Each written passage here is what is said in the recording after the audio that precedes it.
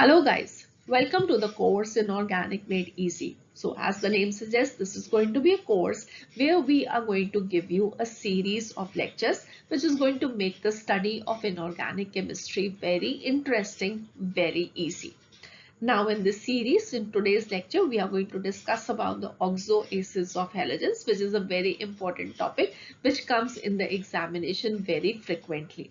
So what are we going to learn here?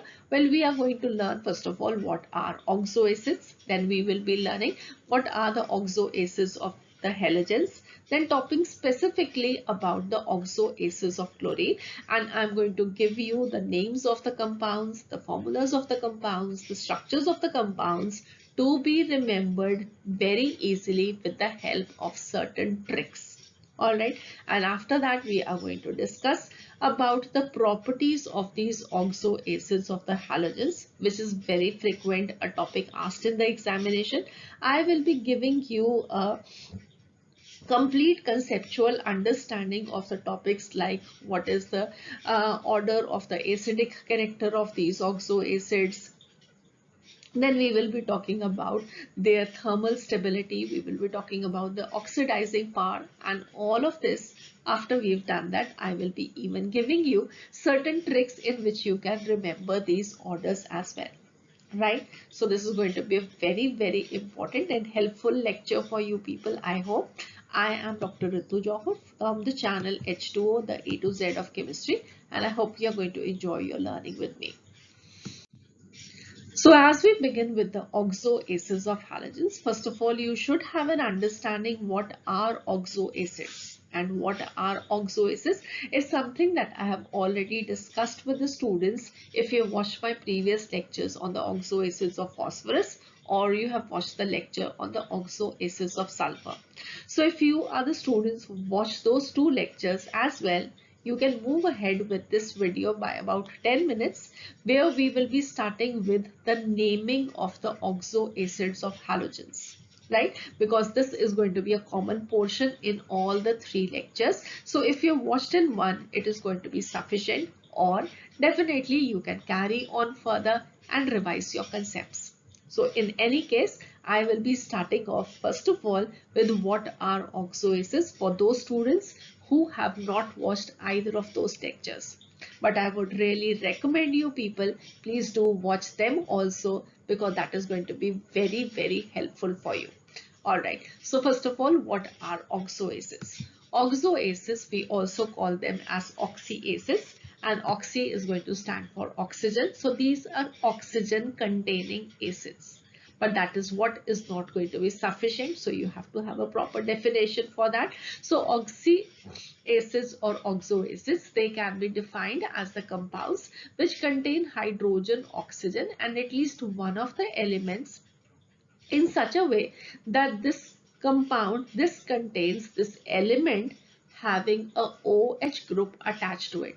So what I mean over here is that the simplest oxoacid, we can represent it as ZOH. So that there is going to be any element, and to this element there is going to be the attachment of this OH group. Now, why is this OH group so very important in these oxoacids? It is because it is this OH group that is going to dissociate to produce H cations, H positive cations, and the corresponding anion of the acid. So what I mean is that it is going to be ZOH, which is going to dissociate to produce ZO negative and H positive. And you all know that H positive, or the proton, this is responsible for the acidic character. So all the H ions which are going to be coming up from this OH group, these are responsible for the acidic character of these oxoacids. This is very important that you have to remember. Alright. So we can generally represent any oxoacid as HXZYOZ. So what this means is we will be having in these oxoacids three elements, which will be hydrogen, oxygen, and the Z element, and all of these, they can be present in different number.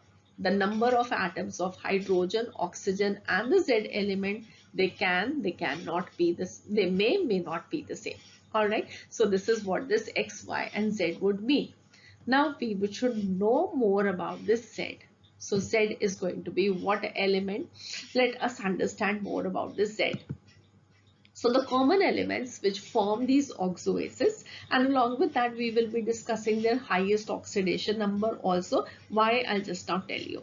Alright, so the common elements, that is the common elements which can be a part of this oxoacid, these are generally the p block elements. We have boron, carbon, silicon, nitrogen, phosphorus, arsenic, sulfur, selenium, tellurium, chlorine, bromine, iodine. But this is not the complete list. I'm just giving you a few common elements. For example, it is not only the p block elements which are going to form these oxoaces, even the d block elements like manganese, chromium also form these oxoaces. So this is just a few of them, but these are the most common one.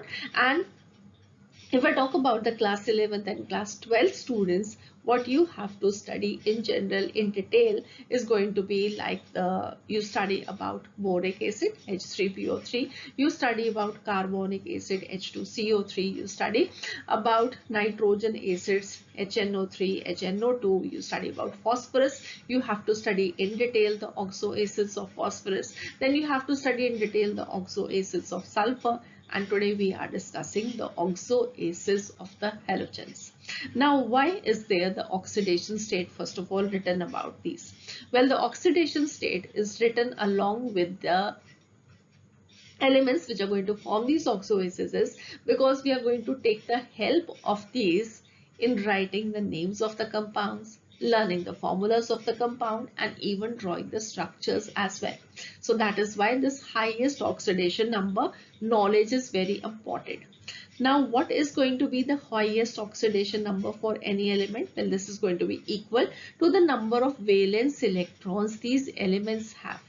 So for example, boron, this is a group 13 element. So from 13, if you minus the 10 for the D block elements, what you will be getting is 3. So it is going to be these 3 which are going to be present as the valence electrons in boron.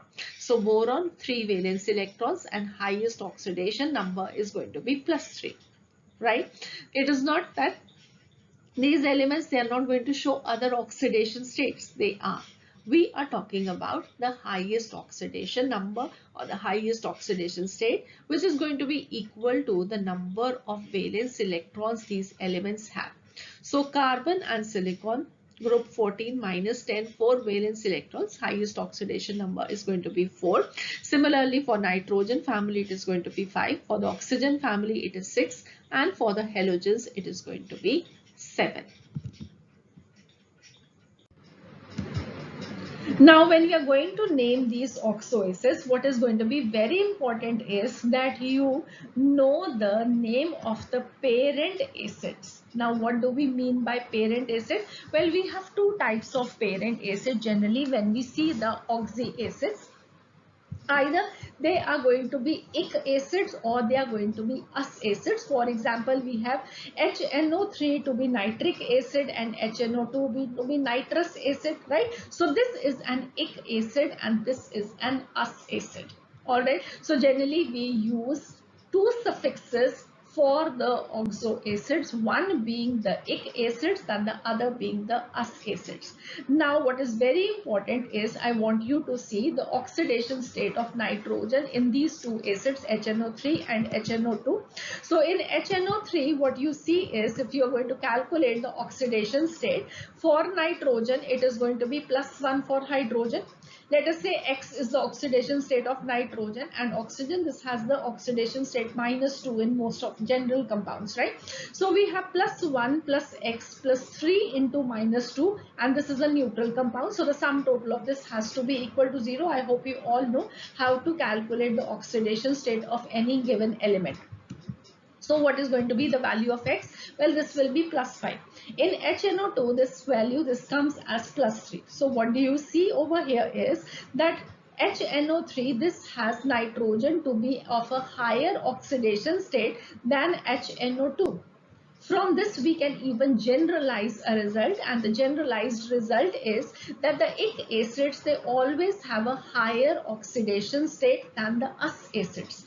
In fact, if I talk about ic and us, even in the elemental state, you will find that the ic elements, they are going to have a higher oxidation state than the us elements. For example, we have iron to be ferric and ferrous. So ferric, it has the +3 oxidation state, and ferrous, it has +2 oxidation state. Stannic and stannous for tin, +4 and +2 oxidation state. Similarly, plumbic, plumbous, mercuric, mercurous. In all of these elements also you will be seeing that the higher oxidation state, we write the suffix ic, and for the lower oxidation state we write as us. So it is going to be similar for these oxo acids also, right? So what do you have to remember? You have to remember that the ic acid, they always have a higher oxidation state than the us acids. Now in the naming of these oxo acids, you have to remember one formula per element. What I mean is, for example, we have to learn the oxo acids of sulfur today. So I would want you to remember the formula of one oxo acid of sulfur. And which is that acid? Well, I want you to remember the formula for the parent ic acid. All right. The parent ic acid for sulfur is going to be sulfuric acid. And the formula, I hope you all know, because you've studied it probably from class 7, that the formula of sulfuric acid is H2SO4. So for learning the formulas, the names, the structures of 12 oxo acids of sulfur, well, what is sufficient for you to know? The formula of sulfuric acid, which you already know, right? So it is going to be really very easy.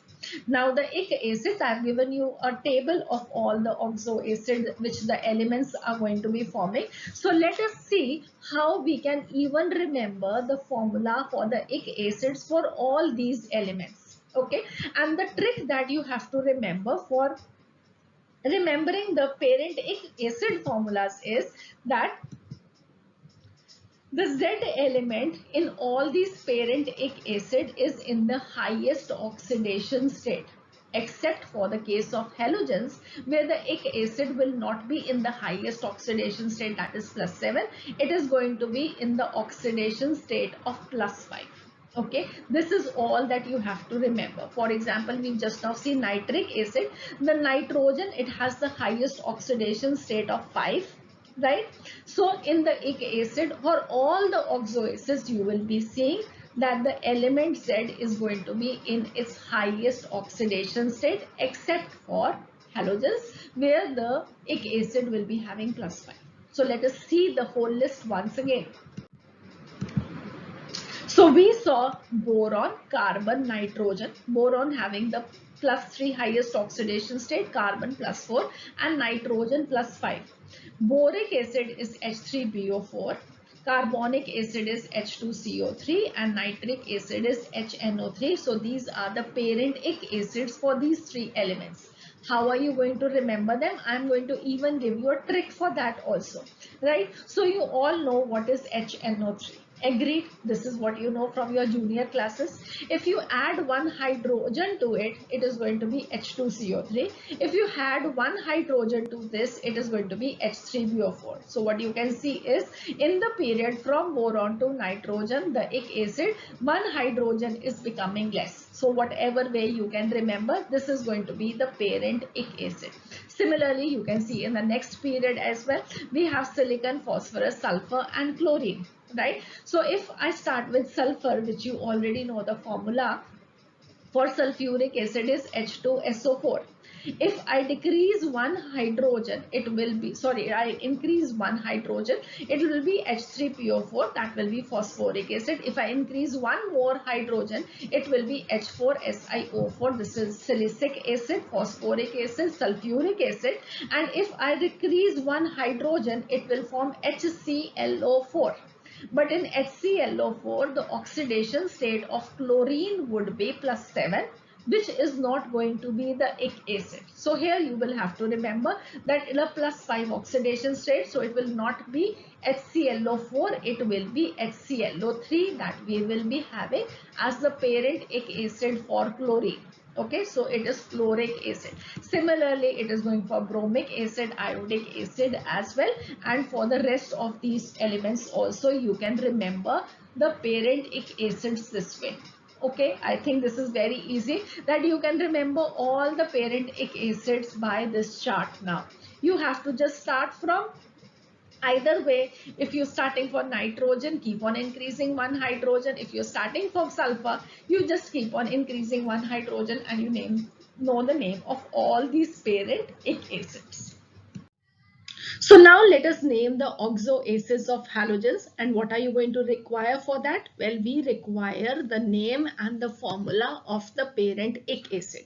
If we have that, well, what are we going to do is subtract one oxygen from the formula of the parent ic acid. What we will be getting is the parent us acid. From this, if you remove one more oxygen, what you will be getting is the hypo us acid. Hypo stands for something less. So this is hypo us means something less than the parent us acid. And what is that less? It is going to be one oxygen atom. Okay. Now from the parent ic acid, if we are going to add one more oxygen, what you will be getting is the per ic acid. Okay. Now the per ic acid, always remember, this will be having the higher oxidation state than the parent ic acid. Okay. Alright, now for the parent ic acid, in general, we have the oxidation state to be always the highest oxidation state, but in case of the halogens, as I've already told you, it is going to be the +5 oxidation state. So here the parent ic acid, we have the general formula to be HXO3. For chlorine, it will be HClO3. For bromine, it will be HBrO3. For iodine, it will be HiO3. Okay, so we have the parent ic acid in general to be called as the halic acid with the formula HXO3, and here the halogen will be having +5 oxidation state. How we calculate it? Oxygen is 3 atoms into -2, the oxidation state for oxygen -6, +1 for hydrogen, that will make it -5. -5 plus x will be equal to 0. So x will come up as +5. I hope you all know how to calculate the oxidation state. So here the halogen will be having 5 oxidation states. So we can also write it as halic 5 acid. Next, we have the parent us acid. Now from HXO3, you will be subtracting one oxygen. So that will become HXO2. So this we will be calling it as the Halous acid, HXO2. And here the oxidation state is going to be +3 oxidation state. You can remember this also, that we have removed one oxygen, and one oxygen has an oxidation state of -2. So here it was 5, decrease it by 2. So you will be having the oxidation state as 3. Okay, so the us acid always has the oxidation state by 2 less than the ic acid. Next we have is the hypo us acid, and this is going to be what? This will be having one oxygen less than the us acid. So it is going to be HXO now. Okay, so hypohalous acid with the formula HXO, and here now again one oxygen less, so oxidation number is going to decrease further by 2. Therefore what we will be having is halic 1 acid, so +1 oxidation state. And as far as the per ic acid is concerned, it is one oxygen atom more than the halic acid, so it is HXO4. So this becomes per halic acid, and here the oxidation state is going to be +7. This is the highest oxidation state we have for the halogens, equal to the number of valence electrons. So this is going to be halic 7 acid. So now let us write down the oxoacids of chlorine as an example. Why I'm using chlorine is because chlorine forms all of these 4 oxoacids. Bromine, iodine are not going to form them, all of them, and fluorine is going to form only one oxoacid. I will just give you the complete list of the oxoacids also, but before that let us look at the oxoacids of chlorine. Right, so chlorine, first of all, the parent ic acid is going to be chloric acid, HClO3. Then from this one oxygen less parent us acid, that is going to be HClO2 or the chlorous acid. One oxygen less, it is going to be hypo us acid, so it will be hypochlorous acid, HClO. Parent ic acid, add one oxygen per ic acid, so this time it is going to be perchloric acid, HClO4. right? So we have HClO to be hypochlorous acid, HClO2 to be chlorous acid, HClO3 to be chloric acid, and perchloric acid is HClO4. Okay. Now, one more thing which you can see over here, the formula, it has been written in another form as OHClO2. Now, what does this mean? Well, in the start of the lecture, what I told you was that these oxo acids, these are always represented as ZOH. So whatever is the Z element, it has to be essentially attached to this OH group. So that is what we have done over here. In the formula, if you look at, we have this Cl. This has to be attached to the OH group, and apart from that, the chlorine will be also attached to two oxygen atoms. How? We are going to just now see in the structures, but that is why this OH group has been written separately. This is one another way in which we can represent the formula. Similarly, for chlorous acid, it will be HOClO. Just take out one OH on one side and whatever is remaining behind onto the other side of the chlorine. Okay, so this is HClO, so this is HClO, or you can write this as OHCl also. Okay, and then it is going to be perchloric acid. So we have OH attached to the Cl, and then we have remaining behind with 3 oxygens, so that we will be writing as O3. Now this we can use for other bromine and iodine also, but please do remember that fluorine, this is going to form just one oxo acid, and that is going to be hypofluorous acid, HFO. Why it forms only one oxo acid is because of the absence of the d orbitals. And also do remember that fluorine, this is going to be present in the -1 oxidation state. For other hypous acids, all the halogens, they will be present in the +1 oxidation state, but fluorine, being more electronegative than oxygen, will be present in the -1 oxidation state.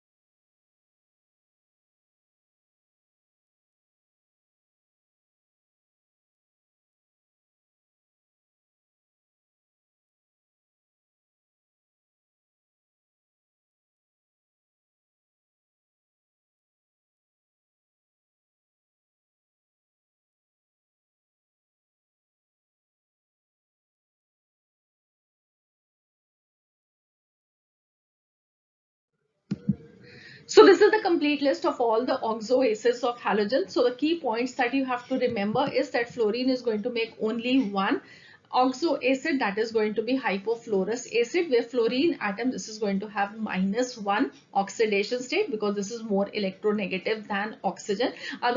It is not going to be making because of the absence of the d orbitals. Next we have is chlorine is going to make all the oxo acids. Bromine is going to make all the oxo acids except for the bromous acid, and similarly iodine, we also do not see the iodous acid. The rest all the three acids we will be seeing from bromine and iodine also.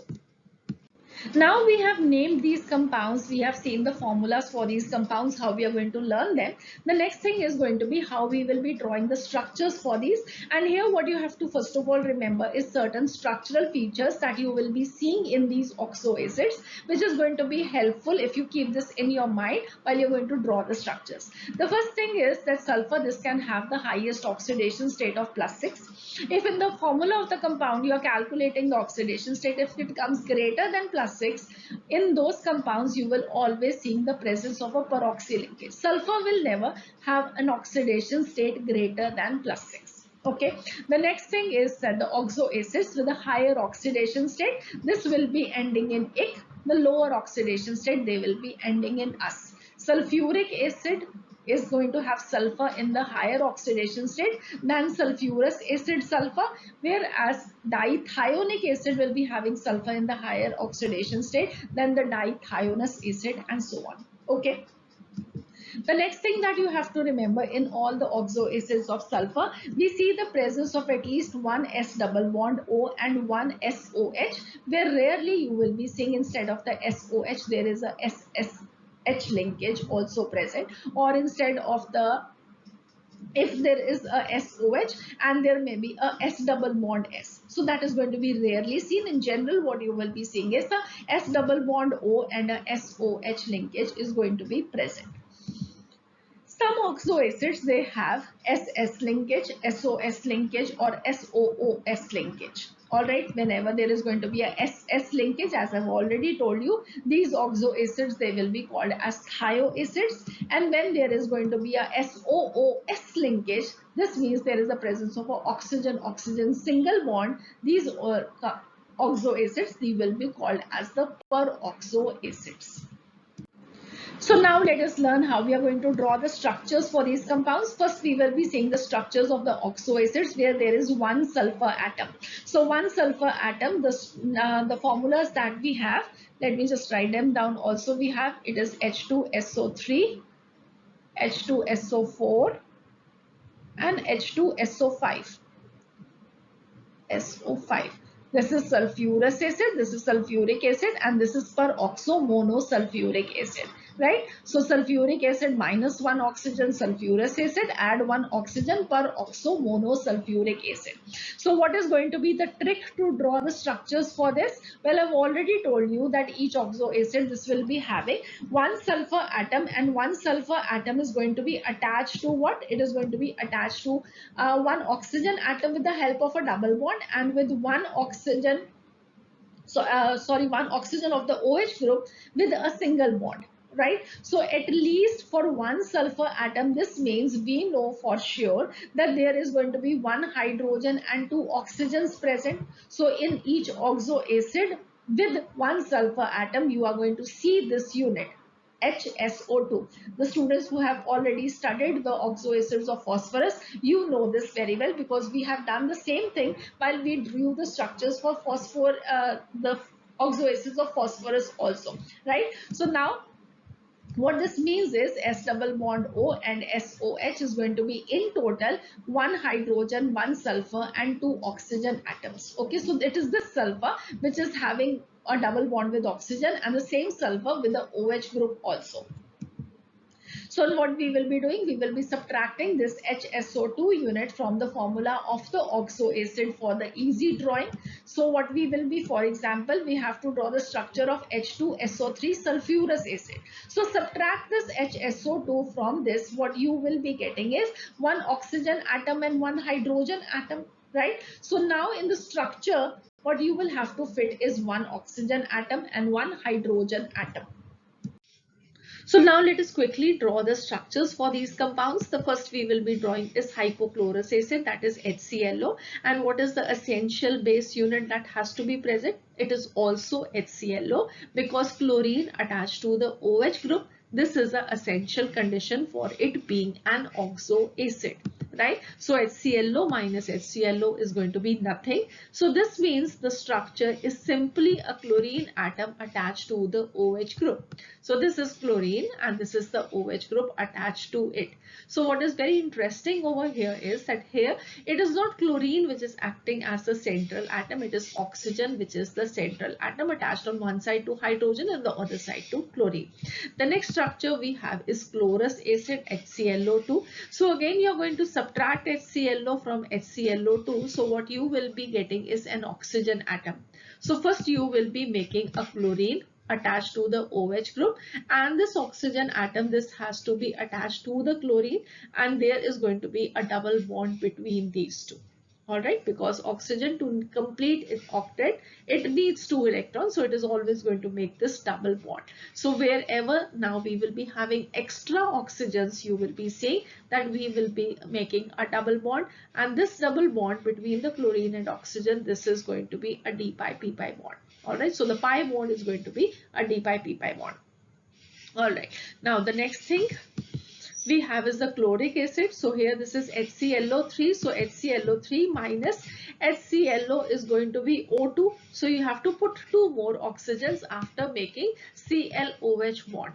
So this is how you will be making it. So simple a structure it is. And then we have perchloric acid, which is HClO4. So here it is going to be HClO4 minus HClO to be 3 oxygens. So you are going to make those 3 oxygens with the double bond. So this is as simple as drawing it can be, right? No problems in making this. Good.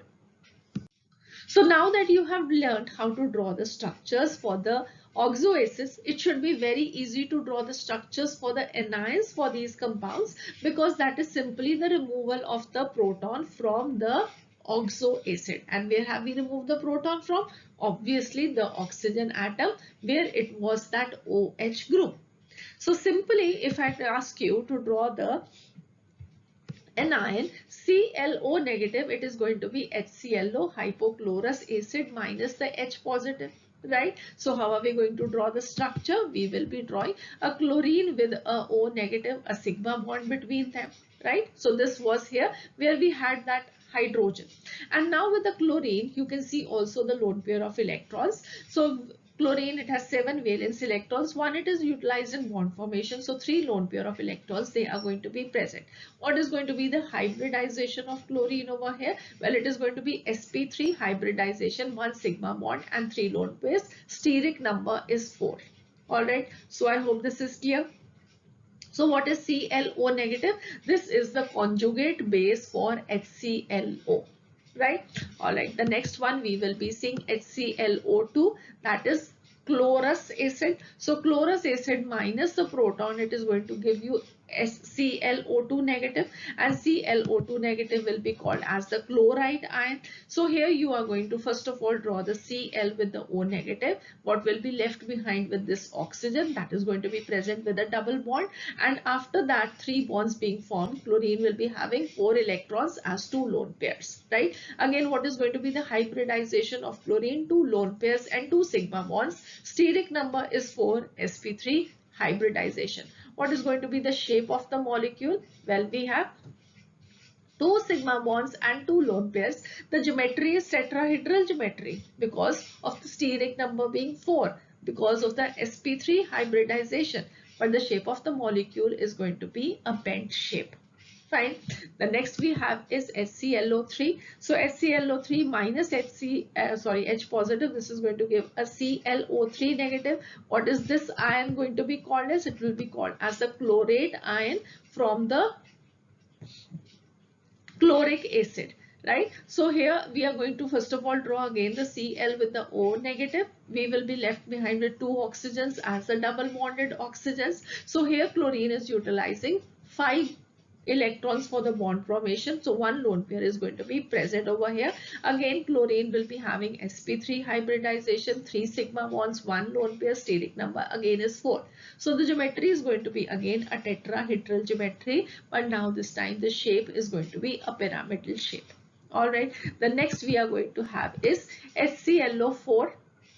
So HClO4 minus H positive is going to give a ClO4 negative. This is going to be the perchlorate ion now. So perchlorate ion, we are going to make first of all again ClO negative. After that 3 oxygens as the 3 double bonded oxygens. Here now chlorine is making 4 sigma bonds, sp3 hybridization, tetrahedral geometry, and now the shape is going to be a tetrahedral shape also. All right. So what do you have to remember? Well, all of these ions, they have sp3 hybridized chlorine. The shapes, the geometry is going to be a tetrahedral geometry, but the shape is going to be in accordance with the number of lone pairs into a bend shape. This is linear because this is a single bond. So this is going to be a pyramidal shape and this is going to be a tetrahedral shape. So next now let us discuss the properties of the oxoaces of halogens, and this is going to be the most important topic because most of the questions, if you look at the previous year examination questions, they are framed from this place. Alright, and the property most important one is going to be the acid strength because these are acids. So if you do not talk about the acid strength and acid strength is not asked in the examination, well, that is not going to be correct. So acid strength, what we will be doing is, as looking at the previous year examination questions, we will be making a comparison of the acid strength of the oxoaces of the same halogen having different oxidation state. That means, for example, if we take chlorine to be the halogen in its different oxidation state from HClO4, HClO3, HClO2, HClO, we will be making a comparison which is going to be a stronger acid, which one will be a weaker acid, and then we will be making also a comparison of the acid strength of the oxoaces where the halogen is different but the oxidation state remains same. For example, we have HClO, HBRO, HIO. So let us begin. So the first we have is the comparison of the acidic strength of the same halogen with the different oxidation state. For example, you are asked which out of these four is the strongest acid or the weakest acid, or you have to arrange all these four acid in the increasing or the decreasing order of the acidic strength. So these are the type of questions that come in the examination. My next lecture is going to be showing you all the previous year questions from this topic so that you can have a look at those questions, answer those questions and make your concept perfect. All right. Now, so we have to arrange these in the order of their acidic strength. So how are we going to do that? Just remember a very simple thing, that when the oxidation number of the halogen is going to increase, the acidic character is going to increase. What this means is HClO4, where the chlorine will be in the highest oxidation state, this will be strongest acid, then HClO3, then HClO2, and then it will be HClO. Similarly, you can arrange the oxoaces of bromine and iodine also. Alright, so it is going to be higher oxidation state, stronger being the acidic character. How do we come to know of it? We come to know it from the pKa values. So the pK value for HClO4 is -10, then 1 -1.22 and 7.5. And what you have to remember is that lower is the pK value, stronger is the acid. So the lowest pK value is for HClO4. So this is going to be the strongest acid. You do not have to remember these values. Okay. So what you have to remember is which out of these is the strongest acid or the order of these. Okay. Now, why is this so? How do we explain it? This is just simply to remember that going wherever the oxidation number is going to be more, that the acid is strong. But why is it so? Well, the reason for this is that we have to see the relative stability of the anion or the conjugate base after the proton is removed. Greater is going to be the stability, stronger is going to be the acid. What this means is that if I have an aqueous solution of the acid, we will be having it as HClON. This will be the oxo acid, and here N can be 1 to 4, as you can see over here, oxygen number 1 to 4, and we are going to have an aqueous solution, so it is water. H positive going out of it, it will be forming H3O positive, the hydronium ion, and this we will be having as the anion. Alright, so this is going to be the acid and this is going to be the conjugate base for it. So ClON negative. Greater is going to be this stability, stronger is going to be the acid. Why is it so? Have you ever thought of it? Let me give you a very simple example. We have a married couple. Out of those two, one has to go out for, say, some job promotion. Alright. Now, when is it going to be easier for that one person to go from his home? Then the other person, for example, it is the wife who has to be staying behind. So she says, okay, it's very fine. I'll be able to manage myself. You go. Or she is crying, how will I live without you? What will happen to me? Where is it going to be easier for that man to go? Obviously, when the wife says that, yes, I'll be fine. Do not worry, you just go. Right? So here also it is the same way that we have a married couple, that is this oxo acid. Out of this, the man has to go for his job promotion and the wife left behind says, do not worry. When she says do not worry, it is very easy for him to go. So that is why we have this oxo acid to be a stronger acid, when this H positive can go very easily, and that is going to be when the anion is going to be stable. Okay, now where is this anion going to be stable? Let us see that.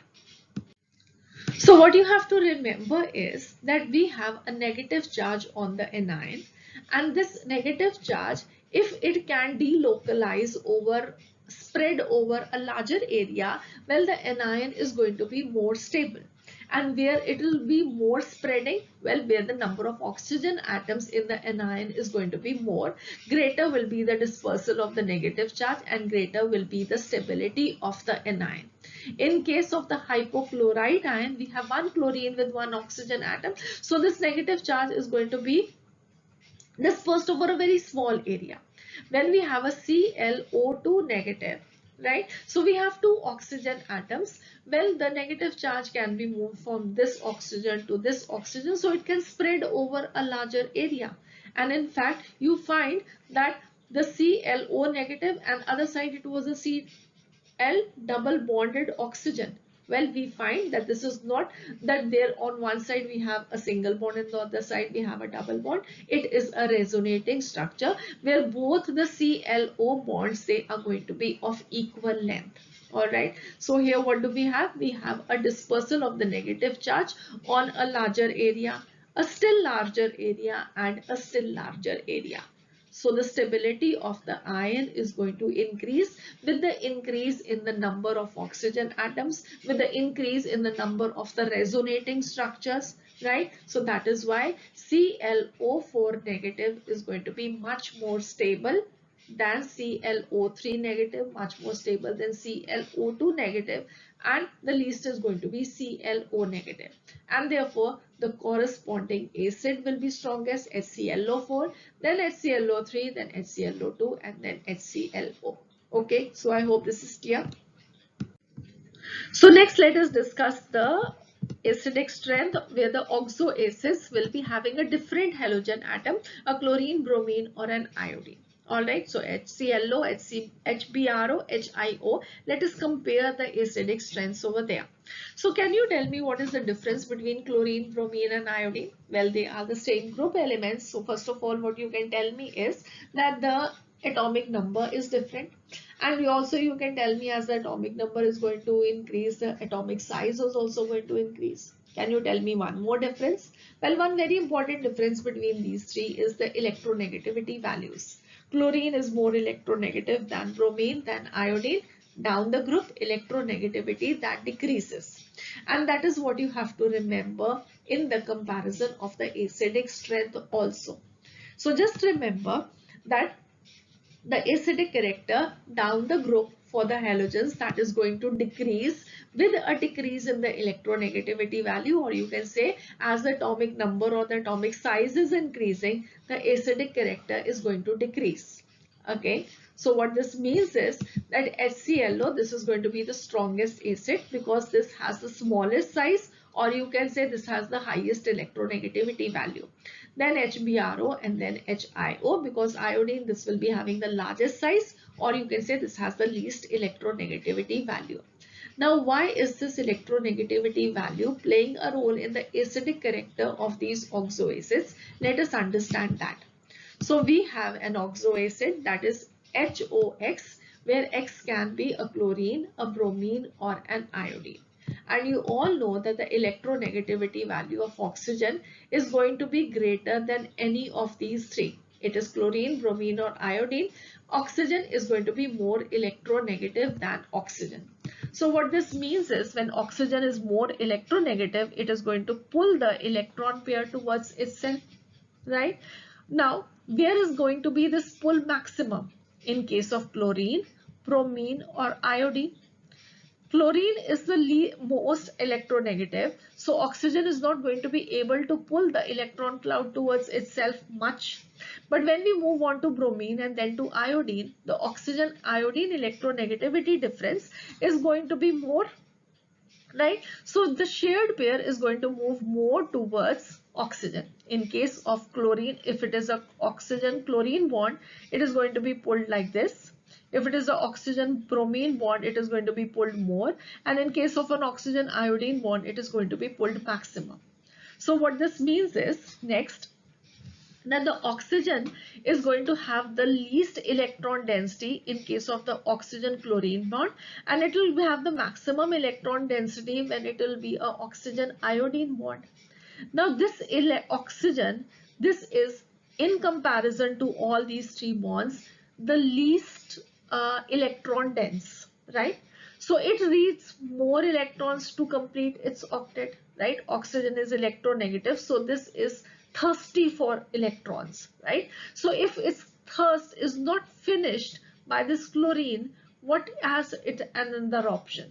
It has hydrogen as the other option. So what it will do is it will pull the electrons from hydrogen. So what this means is, in case of the oxygen chlorine bond, the pull from the hydrogen is going to be maximum. Then it will be for bromine, because bromine, the electron density is more towards oxygen. And then in case of the oxygen iodine bond, oxygen has already so many electrons, it does not need much electrons from hydrogen. So the pull is not going to be that strong. Okay, so as a result, the oxygen hydrogen bond is going to break more easily in case when we will be having HOCl. Just let me clear this out.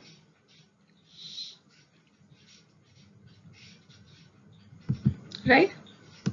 So in case of, if this is a chlorine, this is less electron dense, so it is going to be pulling more electrons from this bond. So this bond is going to be more easier to break. Okay, so if it is going to be more easy to break, well, obviously the acidic strength of HClO is going to be more than case of HBRO, and least is going to be HIO. Okay, so I hope now this concept is clear to you people, that with the increase in the electronegativity value of chlorine, we have the electrons density on this oxygen to be less, so it is going to pull the electron density from the oxygen hydrogen bond. Therefore hydrogen is going to be very easy to depart as the H positive, and hence it is going to be a stronger acid. So the acidic order is going to be HOCl, HOBr, HOI, or HClO, or HBRO, or HIO. Okay, I hope this is clear. Similar comparison you can do for HClO4, HBRO4, HIO4 also. The principle is going to remain the same, that chlorine is going to be more electronegative than bromine, than iodine. So the next we have is the thermal stability. So thermal stability would refer to heat stability. How much energy you have to provide to a substance to break it into its constituents. More is the amount of heat required, more it is thermally stable. All right, so we are giving it heat, but yet it is stable, it is not breaking. That would what thermal stability means. So here again we will be making two types of comparison. The first will be the order of thermal stability for oxoacis. When the halogen is same, the oxidation state is going to be different. So here the order, just remember, it is going to be HClO4, then HClO3, then HClO2, HClO. Just the same order as we have for the acidic strength. So this means that this order is also dependent on the oxidation state, right? Higher is going to be the oxidation state, more is going to be the thermal stability. Now why is it so? Well, why this is so is because here what you can see is that this chlorine, this is having a +7 charge. Here it is a +5 charge, here it is a +3 charge, and this is a +1 charge. Greater is going to be the positive charge on the chlorine atom, and oxygen, this has a negative charge. So stronger positive charge attracting a negative charge. This is a stronger force of attraction between chlorine and oxygen.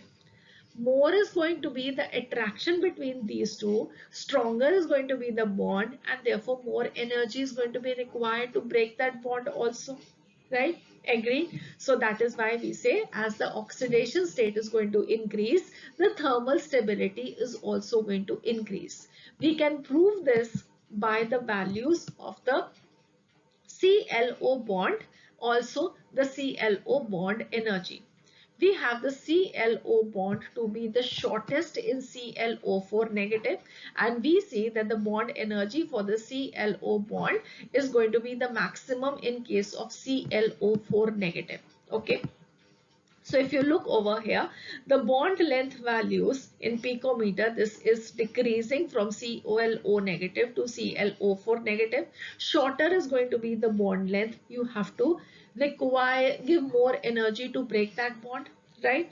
Then we have the ClO bond energy. This is increasing. So this is also proving that we have to give more energy. So this means that more is going to be the thermal stability of HClO4. And this also you can understand in terms of the ClO bond. Well, you all know, if I just draw the structure once again, that we have ClO, right? And this is the negative charge. So the structure, this is going to be a resonating structure. The partial double bond character is present on all the ClO bonds. Here we have 4 ClO bonds. In case if I move on to ClO3, it is going to be 1 less, right? And it is number that is decreasing up to ClO negative. ClO negative will be having 1 bond, then 2, then 3 and 4. And that's also you can understand that when we have 4 bonds to be broken in comparison to 1 bond that is to be broken, obviously you are going to require more energy. So this means that HClO4, this is going to be most thermally stable. Okay, more is going to be the number of bonds, that ways you can understand. More is going to be the oxidation state, that ways you can understand. Whatever way understand, that is going to be good for you people, because the order you have to remember. All right.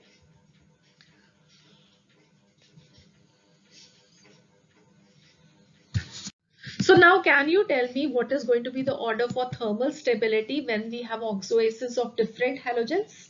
Well, this should be very simple for you people to understand that HClO, this is going to be having the maximum thermal stability, then HBRO, then HIO, because chlorine, bromine, iodine, down the group atomic size is going to increase, bond length is going to increase, and when bond length is going to increase, the bond energy is going to decrease. More is going to be the bond length, lesser is the amount of energy that is required to break the bond, and if the bond can be broken easily, it is going to be the least thermal stable. So HIO is going to be least stable and HClO is going to be maximum stable. So in relation to thermal stability, for anything you can remember this, that more is going to be the number of bonds, more will be the energy required to break the bonds, more will be the thermal stability. Or you can say that when the bond length is going to be shorter, more will be the energy required to break that bond, and again more will be the thermal stability. So the next property that we discuss is the oxidizing power for these oxo acids. And what is oxidizing power? Well, this is the tendency or the power to oxidize other substances. So what this means is that if a oxo acid, it is having a good oxidizing power, it is very easily able to oxidize other substances, or it means that it is very easily able to reduce itself. And what is reduction then? Reduction is going to be, I hope you all know that this is either going to be a gain of hydrogen, or it is going to be a loss of oxygen, or it is going to be the adding of electrons to itself. Now let us look at the oxo acids for the same halogens. That means HClO4, HClO3, HClO2, HClO. What is going to be the order? All right, so now you have studied first of all two properties, that is acidic strength and thermal stability. I'm going to talk about them and correlate this to the oxidizing power. We have HClO4 to be the strongest acid out of all the four, right? Why it is the strongest acid? Because it can very easily lose a H positive. This is losing H positive, and here what do we want? We want a gain of a hydrogen. This is a loss of a hydrogen. We want a gain of a hydrogen. So this means HClO4, which has the highest acidic strength, this will be having the least tendency to gain a hydrogen atom, and hence it will be having the weakest oxidizing power.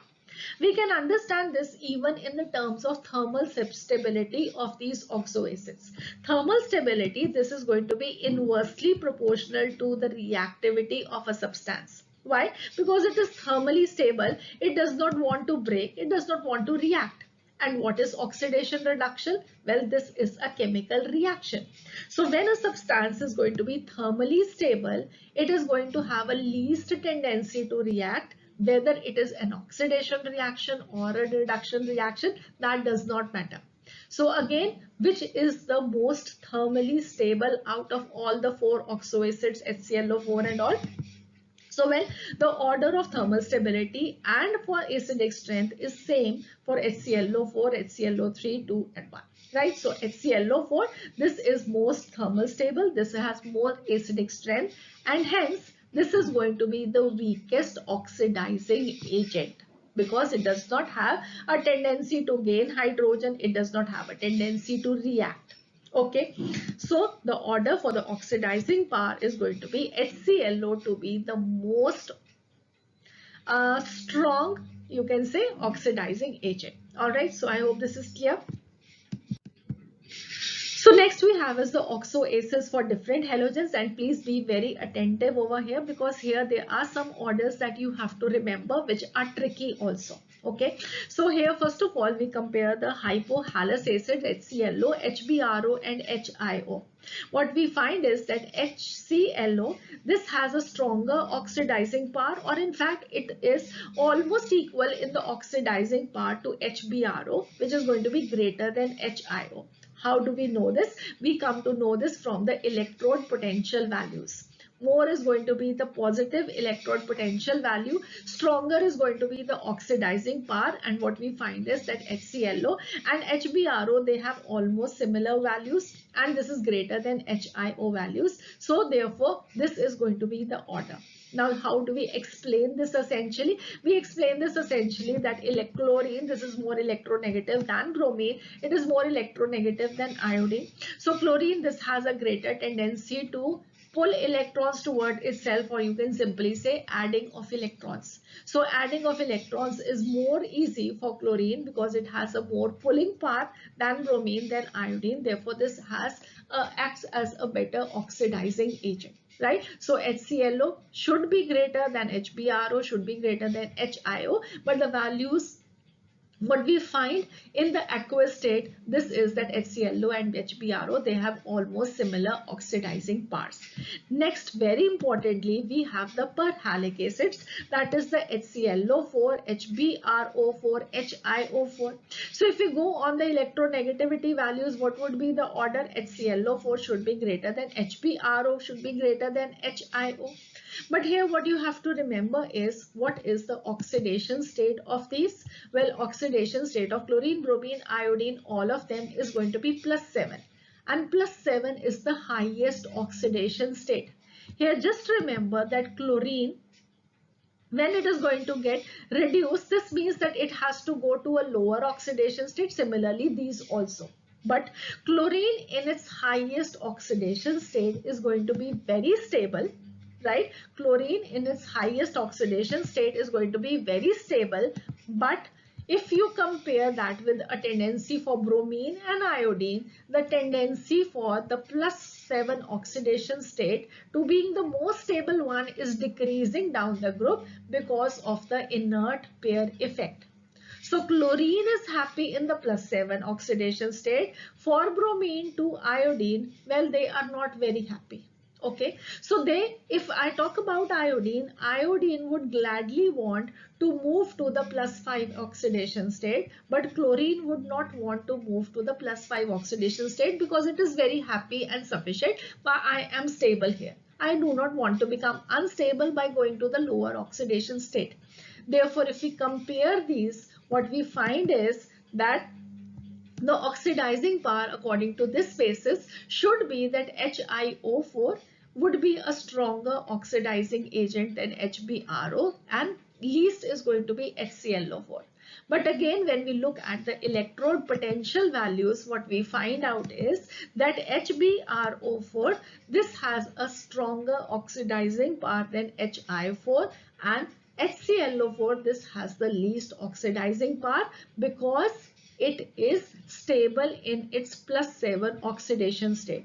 So again, what you can understand is that this can be explained on the basis of the electronegativity values, because bromine is more electronegative than iodine, so it has a better pulling tendency of the electrons, adding electrons. So HbRO4 is greater oxidizing agent than HiO4, but HClO4, chlorine, is in the highest oxidation state. It simply does not want to lower its oxidation state. Therefore, this is the weakest oxidizing agent.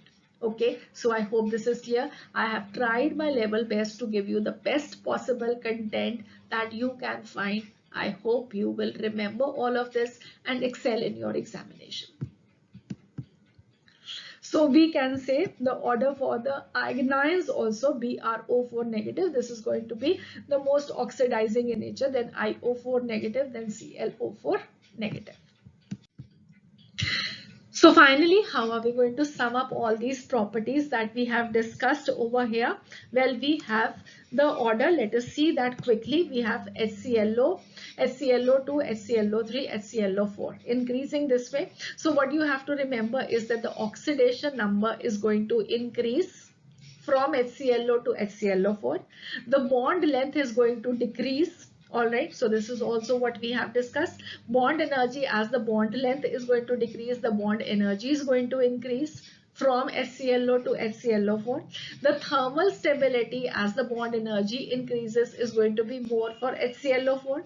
The covalent nature also increases in the order HClO to HClO4. Why?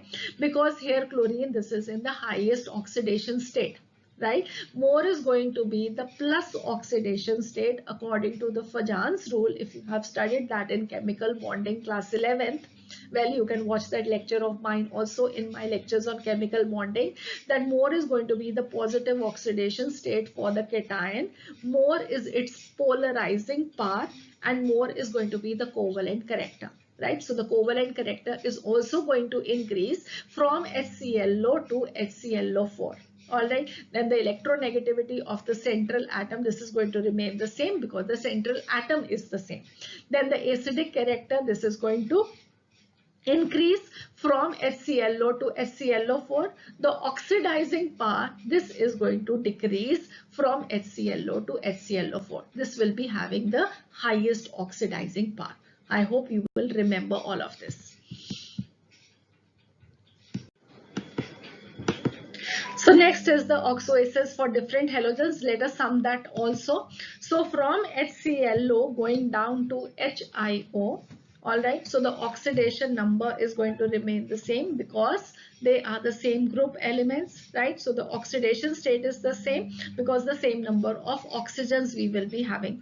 The bond length is going to increase, the size of the atom is increasing, the bond energy is going to decrease, the thermal stability is also going to decrease, the electronegativity of the central atom is decreasing, the acidic character is decreasing, the oxidizing power is also decreasing, or you can say for HClO to HBRO, this is almost the same. All right, but still a slightly higher value for HClO. Again, what you have to remember, please, the oxidizing power for the perhalic acids, HBRO is going to be greater than HiO4, which will be greater than HClO4. All right, now I hope all of you understand all these properties of the oxo acids that I have explained to you. So this is all that we have to learn. But now we have done a lot of learning, but I want to make this lecture more easy for you people. How am I going to do that? Well, I am going to give you a trick to remember the oxo acids with the same halogen atom. How are we going to do that? What we will be doing is we will be finding the bond order for the corresponding anions. For HClO4 3, 2, 1, if you find out the bond order, well, that is going to be very helpful to remember these orders that you have just now understood. Why? Because in your lectures on chemical bonding, what you have studied is that the bond order, this is inversely proportional to bond length. This means if the bond order will be more, the bond length is going to be less. If the bond length is less, you know that the bond is going to be more strong. If the bond is going to be more strong, this means we will be requiring more energy to break the bond. If we require more energy to break the bond, well, the thermal stability is going to be more. And if the thermal stability is going to be more, well, the chemical reactivity is going to be less, right? Or the oxidizing power is going to be less. So all these things you can just remember with the relation to their bond order. So the trick is going to be that you have to find out the bond order for the corresponding anions. That means you have to find out the bond order for ClO negative, ClO2 negative, ClO3 negative, ClO4 negative. Now, can you find out the bond orders for these? In your lectures on chemical bonding, you must have studied to find out the bond order, but that is for when the number of electrons is less than 20. Have you ever learned when it is going to be more than 20? Because here the number of electrons is going to be more than 20. So what are you going to do? Well, trick number 1, I'm going to show you 3 tricks over here. All right, which one you find easy, you can do that yourself. So trick number 1 and trick number 2 requires drawing the structures of all of these. So for example, if I draw the structure for ClO3 negative, okay, so when I'm going to do that, I have a chlorine. Now you have learned the structure drawing, so it is going to be very easy for you. So this is how you draw the structure. And from this you can find out the bond order. This will be equal to 1 plus number of pi bonds over number of sigma bonds. So this is going to be 1, 2 pi bonds and 3 sigma bonds. So this will be coming up as 5 by 3, or the value this will be equal to 1.66. Okay. Another way is when you draw the resonating structures for these. So this is going to be one structure. The other structure is going to be when the negative charge is on this oxygen, right? And the other resonating structure is going to be when we will be having the negative charge on the third oxygen. So these are the 3 resonating structures which we can draw for ClO3 negative. All right. So the bond order, okay, I hope you have written this down. So this is trick number 1. So here you can find out the bond order. For that, what you have to do is you have to set one bond pair as chosen bond pair. For example, if I choose this one, here then what you do is count the number of bonds between these. Okay, so this is 1, here it will be 2, and here it will be 2 more. So this is a total number of bonds which is going to be 5, and this you have to divide by the total number of resonating structures. So again the value this comes as 5 by 3, so this will be 1.66. But in both of these tricks you have to draw the structure and then do all the calculation. What I am going to give you is a very simple trick which you will not find anywhere on YouTube also till now. Well, if somebody sees my lecture and starts putting that, that is going to be another thing, but till now you will not find it. All right. So the trick is going to be where you do not have to draw the structure also, and you will be able to find out the bond order for all these anions. But this trick is a very specific trick. This we will be using only for the oxide based acid radicals. Okay. So we have ClO negative, 2 negative, 3 and 4 negative to be oxide based acid radicals. We can use the trick to find the bond order for them. How do we do that? Well, we have a formula for this, that the bond order, this is going to be equal to the valency of the peripheral atom plus the charge on the acid radical divided by the total number of peripheral atoms. What I mean by this is, let me give you an example. We have ClO4 negative. All right, here the peripheral atom is going to be oxygen and chlorine is the central atom. Okay, so we have ClO4 negative, the valency of oxygen is going to be 2. The charge on the acid radical, this is -1. The total number of peripheral atoms, that is the total number of oxygens, this is going to be equal to 4. So when you're going to put the formula, you will be finding that this is equal to 2. That is the value, valency of the peripheral atom, plus charge on acid radical -1 divided by number of peripheral atoms 4. So this will come as 1.75. If you calculate it other ways also, you will be finding the same value. All right. Next we look at ClO3. We have just now found out that the value comes at 1.66. So here also see that the bond order, this will be equal to valency of oxygen, that is 2, plus -1 the charge on the acid radical divided by the number of peripheral oxygens, that is going to be 3. So it is -1 by 3. 2 minus 1 by 3 is going to be equal to 1.66. Okay. Next again we have ClO2 negative, so the bond order value, this is going to come as 1.50, and the ClO negative, the bond order value, this comes as 1. So this is how we find out very easily the bond order for all these oxo acids without even drawing the structures. Very simple, I think. So now what you have to simply do is arrange these bond orders in some increasing or decreasing order. I have arranged them in a decreasing order. So ClO4 negative, this is going to have the maximum bond order, and ClO negative, this has the minimum bond order. So now what we know is bond order is inversely proportional to bond length. So if somebody asks you which is going to have the longest bond length, it will be the ClO bond in HClO or ClO negative, and the shortest bond length for the ClO bond is going to be in HClO4 or ClO4 negative. All right. Now, if the bond length is going to be less for ClO4 negative, this means what is going to be more? The bond strength is going to be more. Bond strength is going to be more. This means that the bond energy is going to be more. Bond energy is going to be more. This means that the thermal stability of ClO4 negative is going to be maximum, or you can say HClO4. This is the most thermally stable oxo acid for chlorine. All right. Now, if this is thermally more stable, we have just now studied that the chemical reactivity is going to be less, or the oxidizing power is going to be less. So HClO4, this will be having the least oxidizing power. Right. What is left behind in all these order is the acidic strength, which you can remember that this is going to be just like the thermal stability. So HClO4 is going to be maximum is going to be the strongest acid also, right? So I hope now I have been able to give you this, and well, the rest you can remember. We have understood the concepts anyways. So that is all for today. I hope you've enjoyed your learning with me. I've tried my level best to give you as many tricks as I could to make your learning easy. I have made all the concepts very clear to you people with the detailed understanding of each and everything. So please be with me for the next lecture for more learning and more enjoying. Bye bye.